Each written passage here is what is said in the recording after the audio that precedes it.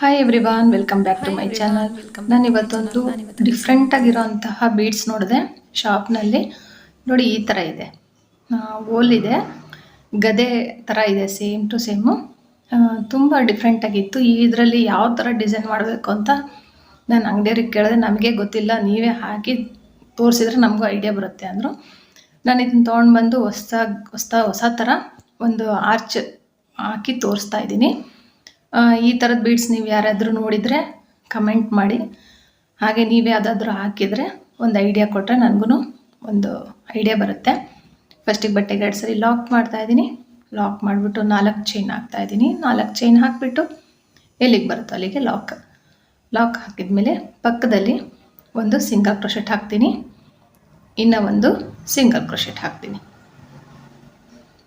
4 chain ಹಾಕಿ lock ಆದಮೇಲೆ 2 extra single crochet ಆದಮೇಲೆ ಬೀಡ್ಸ್ನ ತೊಗೊಳ್ತಾ ಇದ್ದೀನಿ. ಬೀಡ್ಸ್ ಈ ಥರ ಹಿಡ್ಕೊಂಡ್ಬಿಟ್ಟು ಮೇಲೆ ಬರಬೇಕು, ಆ ರೌಂಡ್ ಶೇಪು ಕೆಳಗಡೆ ಇದು ಹೋಗಬೇಕು. ಹಿಡ್ಕೊಂಡ್ಬಿಟ್ಟು ದಾರದಾಗ ಪೋಣಿಸ್ಕೊಂಡು ಲಾಕ್ ಮಾಡಬೇಕು. ಲಾಕ್ ಮಾಡಿಬಿಟ್ಟು ಈಗ 1 2 3 ಆದರೂ ಚೈನ್ ಹಾಕಿ ಅಥವಾ 2 ಆದರೂ ಹಾಕ್ಬೋದು. ಸೂಜಿ ಮೇಲೆ ಒಂದು ಸರಿ ದಾರ ತೊಗೊಂಡು ನೋಡಿಲಿ, ನಾವು ಲಾಕ್ ಮಾಡಿದ್ದು ದಾರ ಇತ್ತಲ್ಲ ಬ್ಯಾಕ್ ಸೈಡು, ಅದ್ರ ಒಳಗಡೆ ಹೋಗಿ ದಾರ ತಂದುಬಿಟ್ಟು 2ರಿಂದ 1 ಮತ್ತು 2ರಿಂದ 1 ಕಂಬ ಹಾಕಬೇಕು. ಮತ್ತು ಸೂಜಿ ಮೇಲೆ ದಾರ ತೊಗೋಬೇಕು. ಆ ಬೀಡ್ಸ್ ಹಿಂದ್ಗಡೆ ದಾರದಲ್ಲಿ ಒಳಗಡೆ ಹೋಗಿ ದಾರ ತಂದುಬಿಟ್ಟು ಕಂಬಗಳನ್ನ ಹಾಕಬೇಕು. ಹಾಫ್ ಡಬಲ್ ಕ್ರೋಶೆಟ್ ಬೇಡ. ಈ ಥರನೇ 2ರಿಂದ 1 ಸರಿ ಲೂಪು ಹೊರಗಡೆ ತರಬೇಕು, ಮತ್ತು 2ರಿಂದ 1. ಇದೇ ಥರನೇ ಫಸ್ಟಿಗೆ ನೀವು 3 ಚೈನ್ ಹಾಕಿದ್ವಲ್ಲ ಅದನ್ನು ಕನ್ಸಿಡರ್ ಮಾಡಿಕೊಂಡು ಟೋಟಲಾಗಿ 10 ಕಂಬಗಳನ್ನ ಹಾಕಬೇಕು. ಈ ವಿಡಿಯೋಲಿ ನಾನು 2 ಥರ ಡಿಸೈನ್ ಮಾಡಿ ತೋರಿಸಿದ್ದೀನಿ ಇದರಲ್ಲೇ. ಬಟ್ ಇದೇ ಥರನೇ ಆರ್ಚ್ನಲ್ಲಿ ಸ್ವಲ್ಪ ಡಿಫ್ರೆಂಟ್. ನೋಡಿ, ಆ ದಾರದೊಳಗಡೆಗೆ ಕ್ಲೀನಾಗಿ ನಮಗೆ ಕಂಬಗಳು ಬರುತ್ತೆ. ಇವಾಗ ಒಂದು 6 ಆಗಿದೆ. ಟೋಟಲಾಗಿ 10 ಕಂಬಗಳನ್ನ ಹಾಕಬೇಕು. ಈ ಥರ ಬೀಡ್ಸ್ ನೋಡಿಲ್ಲ ಬಟ್ ನಾನು, ಹಾಗಾಗಿ ಚೆನ್ನಾಗಿ ಅನಿಸ್ತು ನೋಡೋದಕ್ಕೆ, ಡಿಫ್ರೆಂಟ್ ಆಗಿದೆ ಅಂತ ಹೇಳ್ಬಿಟ್ಟು ನಾನು ತೊಗೊಂಡು ಬಂದು ಈ ಡಿಸೈನ್ ಹಾಕಿ ನೋಡ್ತಾ ಇದ್ದೀನಿ. ನಾನು ಎಲ್ಲ ನೋಡಿದೆ, ಯೂಟ್ಯೂಬ್ನಲ್ಲೆಲ್ಲ ನೋಡಿದೆ, ಈ ಥರದ ಬೀಡ್ಸಿಂದ ಯೂಸ್ ಮಾಡಿರೋದು ಯಾವುದೋ ಡಿಸೈನ್ ಇರಲಿಲ್ಲ. ಹಾಗಾಗಿ ನಾನೇ ಹಾಕಿ ತೋರಿಸ್ತಾ ಇದ್ದೀನಿ. ಇಷ್ಟ ಆದರೆ ಲೈಕ್ ಮಾಡಿ, ಶೇರ್ ಮಾಡಿ, ಕಮೆಂಟ್ ಮಾಡೋದು ಮಾತ್ರ ಮರಿಬೇಡಿ. ನೋಡಿ, ಟೋಟಲಾಗಿ 10 ಕಂಬಗಳನ್ನ ಹಾಕಿದ ಮೇಲೆ 1 ಚೈನ್ ಎಕ್ಸ್ಟ್ರಾ ಹಾಕಬೇಕು. ಹಾಕ್ಬಿಟ್ಟು ಎಲ್ಲಿಗೆ ಬರುತ್ತೋ ಅಲ್ಲಿಗೆ ನೋಡಿಕೊಂಡು ಈ ಥರ ಇಟ್ಕೊಂಡು ಕರೆಕ್ಟಾಗಿ ಅದೆಲ್ಲಿಗೆ ಬರುತ್ತೆ ಅಲ್ಲಿಗೆ ಹಾಕಿ. ಸ್ವಲ್ಪ ಲೂಸು ಬೇಡ, ಏನೂ ಬೇಡ.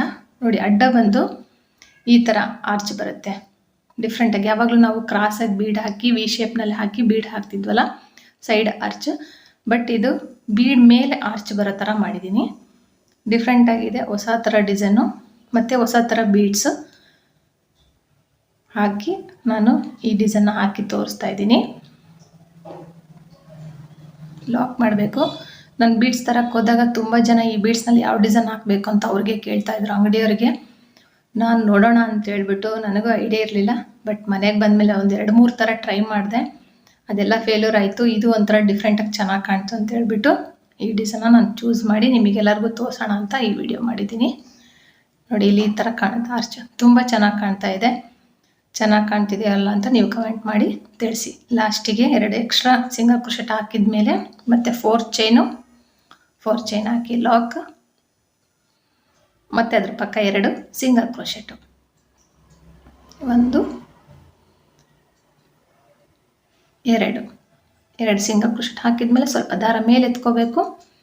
ಹಾಗೆಯೇ ಬೀಡ್ಸ್ ನಾನು ಆವಾಗಲೇ ತೋರಿಸಿದಲ್ಲ ಅದೇ ಥರನೇ ಬೀಡ್ಸ್ನ ಪೋಣಿಸ್ಕೊಂಡು ದಾರದಲ್ಲಿ ಬೀಡ್ ಲಾಕ್ ಮಾಡಿಬಿಟ್ಟು ಎಲ್ಲ ದಾರ ಬರೋಗಳ ಥರ ನೀಟಾಗಿ ನೋಡ್ಕೊಂಡು ಲಾಕ್ ಮಾಡ್ಕೊಳ್ಳಿ. ಸ್ವಲ್ಪ ಬೀಡ್ ಹಿಂಗೆ ಟರ್ನ್ ಮಾಡ್ಕೊಳ್ಳಿ, ದಾರ ಕ್ಲೀನಾಗಿ ಹಿಂದ್ಗಡೆ ಕಾಣುತ್ತೆ ನಮಗೆ.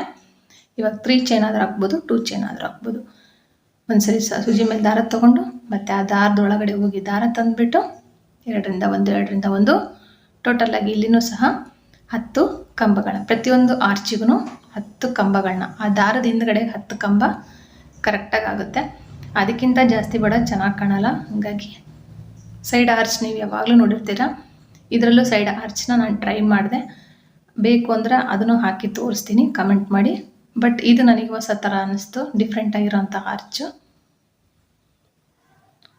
2ರಿಂದ 1 ಇದೇ ಥರನೇ ಇಲ್ಲಿನೂ ಸಹ 10 ಕಂಬಗಳನ್ನ ಮಾಡ್ಕೋಬೇಕು.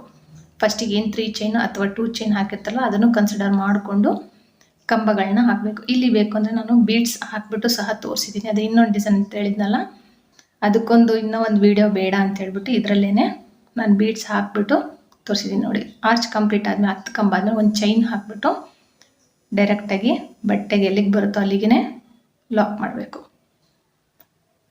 ಲಾಕ್ ಮಾಡಿಬಿಟ್ಟು ಪಕ್ಕದಲ್ಲಿ 2 ಸಿಂಗಲ್ ಕ್ರೋಶೆಟ್ ಹಾಕಿ ಮತ್ತೆ 4 ಚೈನ್ ಹಾಕಬೇಕು. ನಾನು ಇಲ್ಲಿ ವಿಡಿಯೋನ ಫಾಸ್ಟ್ ಮಾಡಿದ್ದೀನಿ, ಯಾಕಂದರೆ ತುಂಬ ಸಿಂಪಲ್ ಆಗಿರೋಂಥ ಡಿಸೈನು. ಯಾರೇ ಆಗಲಿ ಒಂದ್ಸರಿ ನೋಡಿದ್ರೆ ಕಲ್ತ್ಕೊಂಡ್ಬಿಡ್ಬೋದು. ಹಾಗಾಗಿ ತುಂಬ ನಿಧಾನ ಬೇಡ ಅಂತ ಹೇಳ್ಬಿಟ್ಟು ಫಾಸ್ಟಾಗಿ ಹಾಕಿ ತೋರಿಸಿದ್ದೀನಿ. ಸೆಕೆಂಡ್ ಆರ್ಚ್ನ ಮತ್ತು ಇಲ್ಲಿ 2 ಎಕ್ಸ್ಟ್ರಾ ಲಾಕ್ ಆದಮೇಲೆ ಮತ್ತೆ ಸ್ವಲ್ಪ ದಾರ ಮೇಲೆ ಎತ್ಕೊಂಡು ಮತ್ತೆ ಒಂದು ಬೀಡನ್ನ ಆ್ಯಡ್ ಮಾಡಬೇಕು. ಅದೇ ಥರನೇ ಲಾಕ್ ಮಾಡಿಬಿಟ್ಟು ಇಲ್ಲಿ ನೋಡಿ 3 ಚೈನ್ ಹಾಕಿದ್ನಲ್ಲ, ಸ್ವಲ್ಪ ದಾರ ಮೇಲೆ ಎತ್ಕೊಂಡು ನಾವು ಆರ್ಚಿಗೆಲ್ಲ ಯೂಸ್ ಮಾಡ್ತೀವಲ್ಲ ಸ್ಮಾಲ್ ಸೈಜ್ ಬೀಡು, ಆ ಬೀಡನ್ನ ಹಾಕ್ತಾಯಿದ್ದೀನಿ. ಹಾಕ್ಬಿಟ್ಟು ಸೂಜಿ ಮೇಲೆ 2 ಸರಿ ಆದರೂ ತೊಗೋಬೋದು, ಒಂದು ಸರಿನಾದರೂ ತೊಗೋಬೋದು. ಸೂಜಿ ಮೇಲೆ ಒಂದು ಸರಿ ದಾರ ತೊಗೊಂಡು ಮತ್ತೆ ಅದೇ ಗ್ಯಾಪ್ನೊಳಗಡೆ ಹೋಗಿ ದಾರ ತಂದುಬಿಟ್ಟು ಕಂಬ ಹಾಕಬೇಕು. ಮತ್ತೆ ಒಂದು ಬೀಡ್ ಹಾಕಬೇಕು, ಒಂದು ಕಂಬ ಹಾಕಬೇಕು. ಟೋಟಲಾಗಿ ನಮಗಿಲ್ಲಿ 6 ಇಂದ 7 ಬೀಡ್ಸ್ಗಳು ಬರುತ್ತೆ. 6 ಆದರೆ ಕರೆಕ್ಟ್ ಆಗುತ್ತೆ. 6 ಬೀಡ್ಸ್ ಹಾಕಿಬಿಟ್ಟು ಈ ಥರ ಪ್ರತಿಯೊಂದು ಕಂಬದ ಮೇಲೂ ಒಂದೊಂದು ಬೀಡ್ಸ್ಗಳನ್ನ ಹಾಕ್ಕೊಂಡು ಹೋಗ್ಬೋದು. ಇದೇ ನಾನು ಎರಡನೇ ಡಿಸೈನ್ ಅಂತ ಹೇಳಿದ್ದು. ಅದು ಫಸ್ಟು, ಇದು ಸೆಕೆಂಡ್ ಡಿಸೈನು. ಇದರಲ್ಲಿ ನೀವು ಯಾವುದಾದ್ರೂ ಚೂಸ್ ಮಾಡಿ ಹಾಕ್ಕೊಡ್ಬೋದು. ಫಸ್ಟ್ನೇದು ಬಂದು ಪ್ಲೇನ್ ಇರುತ್ತೆ, ಹಾಗಾಗಿ ಅದಕ್ಕೊಂದು 250 ಇಂದ 300ವರೆಗೂ ಚಾರ್ಜ್ ಮಾಡ್ಬೋದು.